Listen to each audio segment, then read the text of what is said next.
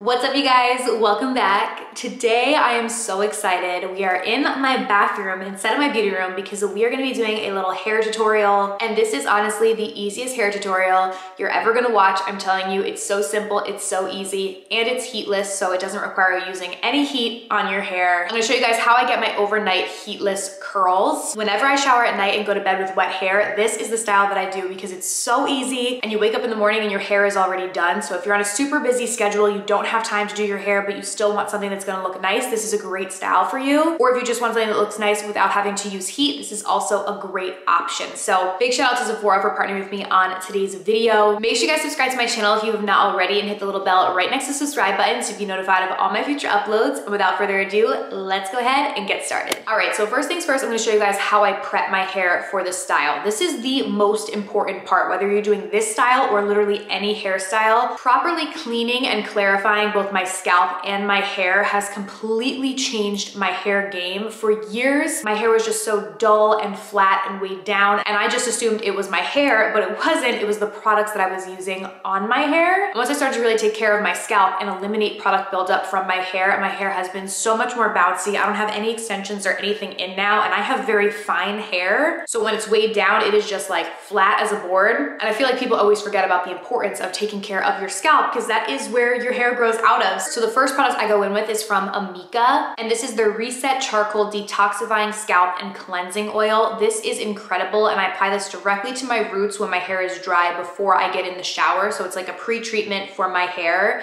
and it comes with a little squeezy tube, so I just squeeze it directly into my scalp, and I will go all over my scalp. Don't forget to do the back as well, and just working this in, and then I will go through and use my fingers to really scrub it into my scalp so it gets in there really, really well. This helps to really clean and detox the scalp, and also helps if you have like flakiness or product buildup. It can help to really cleanse that out, and I use this at least once per week. Then once I've worked that into my dry scalp, I'll go and start the shower, and then in the shower I use the Whey Detox Shampoo. So I use this every other shampoo at least once per week, so I alternate this in. This is a clarifying, detoxing shampoo, so this is really, really great to get your hair squeaky clean. It's going to really deep clean your hair, get rid of all the product buildup that is on your hair that will weigh it down, thoroughly cleans it and makes it nice and bouncy, and you guys will see I really work that into the scalp. All right, you guys, so I am fresh out of the shower. Hair and scalp are nice and clean, and I figured it might be easier if I like talk through this section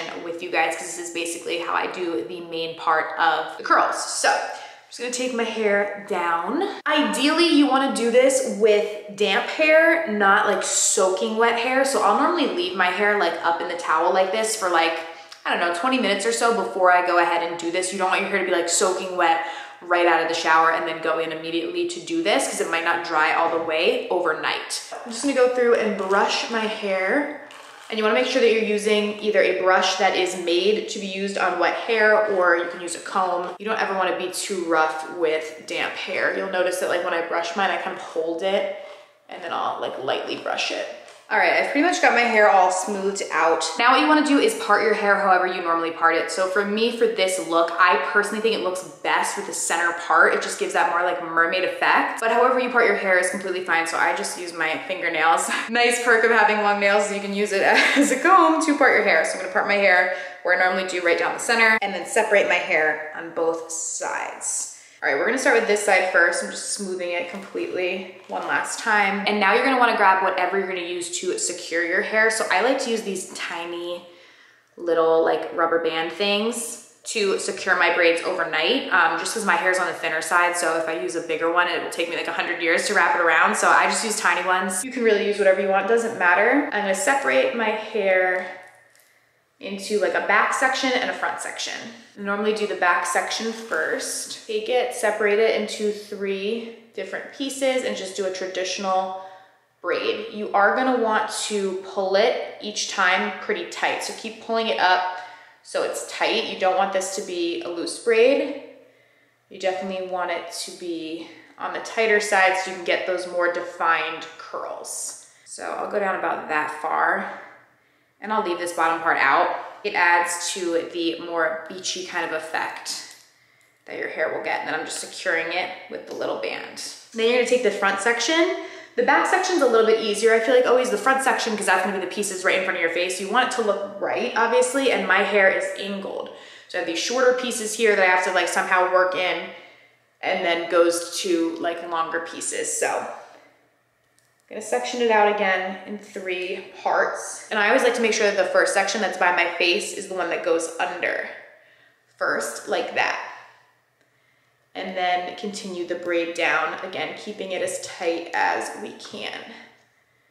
Because then you're not gonna have any like wonkiness where it like flips out. So it's just gonna be flat against your head, but it looks nice once it's done. You guys will see, obviously, in the morning. So bringing the braid down as far as I can go, securing in place. And it doesn't have to be perfect, trust me. And it'll still like come together and look super cute. Then I'm gonna go through and do the exact same thing on the other side. So I'm just smoothing the hair out, and then I'll do the 2 braids. I literally look like Pippi Longstockings. I look crazy, but I promise it's all worth it because we're gonna look cute in the morning. So this is the style. This is it, y'all. So I will see you guys in the morning and show you the completed look that is not this Pippi Longstockings vibe. What's up, you guys? It is the next day and it is time for the final reveal. I actually put some makeup on for this clip.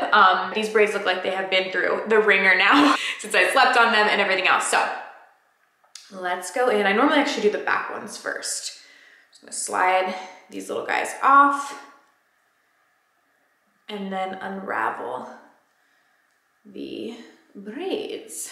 I'll probably like speed this part up because it's just unraveling braids. Y'all can do it. Popping in here as we unravel these braids, I just want to reiterate the importance of the products we used in the beginning to detox our scalp and hair. That's a big part of why my hair is able to keep these waves in.